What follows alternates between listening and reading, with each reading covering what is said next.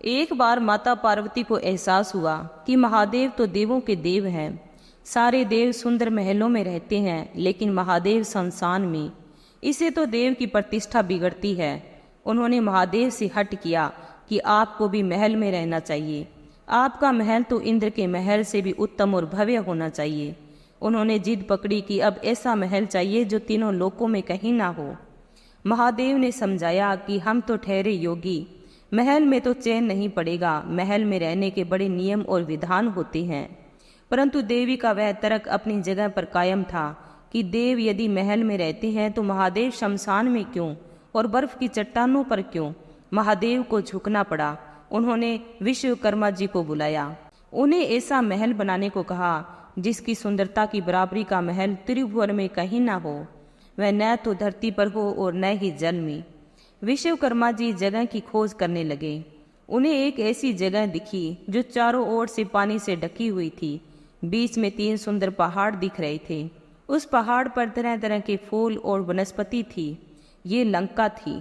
विश्वकर्मा जी ने माता पार्वती को उसके बारे में बताया तो माता प्रसन्न हो गई और एक विशाल नगर के निर्माण का आदेश दे दिया। विश्वकर्मा जी ने अपनी कला का परिचय देते हुए सोने की अद्भुत नगरी बना दी। माता ने गृह प्रवेश का मुहूर्त निकलवाया। विश्रवा ऋषि को आचार्य नियुक्त किया गया। सभी देवताओं और ऋषियों को निमंत्रण मिला। जिसने भी महल देखा वह उसकी प्रशंसा करते नहीं थका। गृह प्रवेश के बाद महादेव ने आचार्य से दक्षिणा मांगने को कहा। महादेव की माया से विश्रवा का मन उस नगरी पर ललचा गया, इसलिए उन्होंने महादेव से दक्षिणा के रूप में लंका ही मांग ली। महादेव ने विश्रवा को लंकापुरी दान कर दी। पार्वती जी को विश्रवा की इस धृष्टता पर बड़ा क्रोध आया। उन्होंने क्रोध में आकर श्राप दे दिया कि तूने महादेव की सरलता का लाभ उठाकर मेरे प्रिय महल को हड़प लिया है। मेरे मन में क्रोध की अग्नि धधक रही है। महादेव का ही अंश एक दिन उस महल को जलाकर कोयला कर देगा और उसके साथ ही तुम्हारे कुल का विनाश आरंभ हो जाएगा। कथा श्रुति के अनुसार विश्रवा से वह महल उनके पुत्र कुबेर को मिला था, लेकिन रावण ने कुबेर को निकाल कर लंका को हड़प लिया।